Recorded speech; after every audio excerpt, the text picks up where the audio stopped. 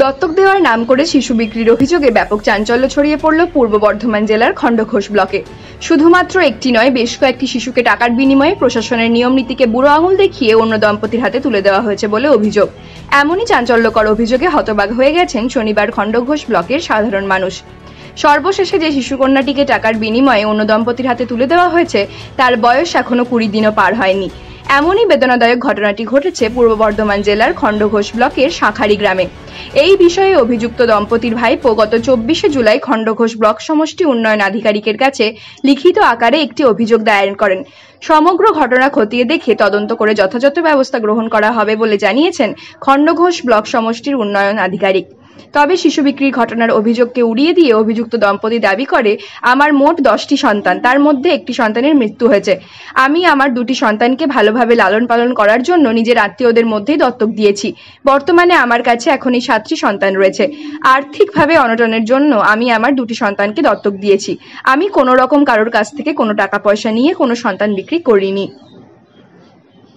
বিশ্বাস করুন, বাচ্চা বিক্রি করে আমার খাবার মানসিকতা আমার নেই। আমি সে মনোপবিত্রের মানুষও নই। আর আমাকে যেন ভবিষ্যতে এরকম যেন না করতে হয়, বিক্রি করে খাওয়াতে এরকম যেন করাতে দুটি কথা যেন নাও কানে আসছে বা শুনতে পাই। এবারে কি বিক্রি করেছেন?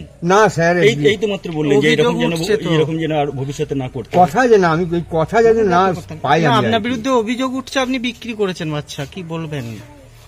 কি বলবো বলুন তো, আমি তো বিক্রি, আমি বলছি আমি তো বিক্রি করিনি। আমরা সেই মানুষ কাকে দিয়েছেন বাচ্চা? 2টো বাচ্চা দিয়েছেন বাইরে? হ্যাঁ, সে আমার সঙ্গে তাদের লেনদেন সবকিছু আছে, কথাবার্তা আলোচনা কথা সবই হয় আমার সঙ্গে।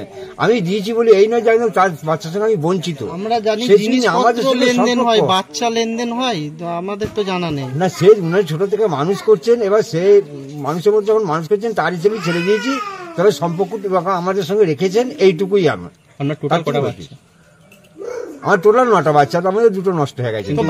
উনি বললেন 10টা, আমার স্ত্রী বললেন 10টা, না 9টা বললেন। এই যে ছিলেন তো 10টাই বললেন না, 10 হ্যাঁ, এইটা যেটা দিয়েছি এইটা নিয়ে 10টা, মানে এতগুলো বাচ্চা হিসাব নেই, হিসাব নেই। 10টা এইটার লাস্টের দিনে। তার মধ্যে কাছে কটা আছে, কটা বিক্রি করেছে? আর কাছে আছে 7টে, বিক্রি করি নাই কো।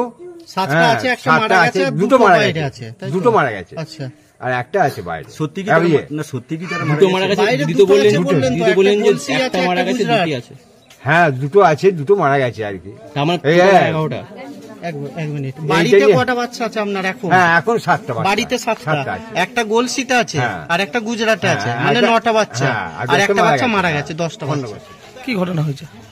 ঘটনা হয়েছিল দীর্ঘদিন ধরে আমার কাকা এরকম একটা ছেলে দিয়ার এরকম একটা চলছে আর কি। ওদের টোটাল বাচ্চা আছে 12টা। আমরা না থাকতে পেরে এর আগেও কমপ্লেন হয়েছিল থানায়। কালকেও আমরা থানায় গিয়েছিলাম, যেয়ে কমপ্লেন করে এসেছিলাম। কমপ্লেন করে আসার পর মানে আজকে কাকাকে ডেকেছিল, থানায় গিয়েছিল। এখন বর্তমান পরিস্থিতি হচ্ছে আমরা চাই যে এই জিনিসটা বন্ধ করতে। বারবার প্রত্যেক বছরে এরকম জিনিস। আমার একটা বাইরেতে লোকের কাছে মানে মুখ দেখাতে পারছি না, লজ্জা। যেরকম কার কি হয়েছে না, মিঠুনের কাকার এরকম বাচ্চা হয়েছে আবার। এটা তো একটা লজ্জার বিষয়। বাচ্চাগুলোকে উনি বিক্রি করে দিচ্ছে, এখন অভিযোগ করছেন। হ্যাঁ, একদম। কি বলছেন?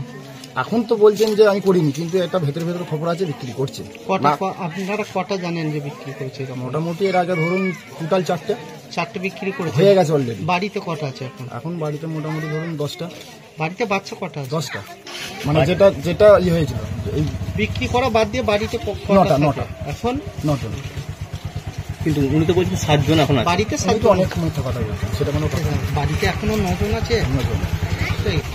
মোট কটা বাচ্চা আপনার কাকার? 12টা। তার মধ্যে কটা বিক্রি করেছে বলছেন আপনি? আমার আনুমানিক 4টে বিক্রি করেছে। শুনেছেন আপনারা? কিছুদিন আগে, বছর 2 আগে আমার বোনকে একটা বাচ্চা দিয়েছিল। আমরা টাকার হিসেবেই বাচ্চাটা নিয়েছিলাম। নেওয়ার পর পুলিশ গেল, বাচ্চাটা নিয়ে বললো ওইটুকুন বাচ্চা দেওয়া যাবে না, ওরা আমরা বাচ্চা ফেরত দিয়েছিলাম। কত টাকা দিয়েছিলেন?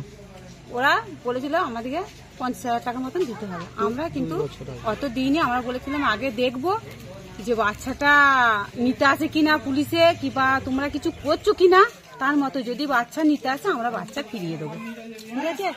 কিন্তু ওরা বাচ্চা যেদিন নিয়ে গেছে তার পরের দিনই বাচ্চা আনতে গেছিল, আমরা ফিরিয়ে দিয়েছি, ওরা বাচ্চা নিইনি। কত টাকা দিয়েছিলেন আপনারা? আমরা টাকা দিইনি।